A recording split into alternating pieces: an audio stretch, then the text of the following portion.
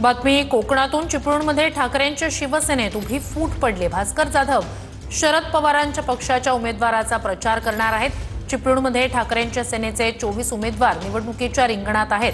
भास्कर जाधव यांच्याकडून पवारांच्या राष्ट्रवादीच्या रमेश कदम यांचा प्रचार केला जाणार आहे। मी आता शब्द दिला असल्याने परिणामांची चिंता न करता रमेश कदम यांचा प्रचार करणार, असं भास्कर जाधव यांनी म्हटलंय।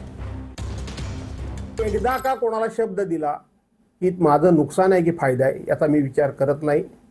मी ठामपणे सांगतो, मी रमेशराव कदमांबरोबर जी चर्चा केली ती पक्षाच्या पदाधिकाऱ्यांनी येऊन मला सांगितली। मी नेता असलो तरी सुद्धा पदाधिकाऱ्यांनी सांगितली म्हणून मी चर्चा केली।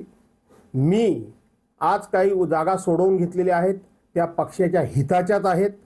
अजूनही आम्ही जर शहाणपणा दाखवला आणि आम्ही दोघे एकत्र गेलो तर पक्षाचा खूप फायदा होईल, हा माझा ठाम विश्वास आहे।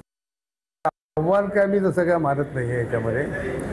जे गेले 40-50 वर्ष या शहरामध्ये मी जे पेरलेलं आहे ते ह्या निवडणुकीमध्ये उगवणार आहे, दुसरं काही वेगळं होणार आहे याच्यातलं भाग नाही। आणि आता भास्करराव आणि आम्ही दोघी एकत्र असल्यामुळं त्याला एक प्रकारचं निळा वजन आलेलं आहे आणि तो एक कार्यकर्त्यांमध्ये सुद्धा आणि जनमानसेमध्ये सुद्धा एक चांगला प्रकारचा उत्साह या निवडणुकीच्या माध्यमातून दिसते।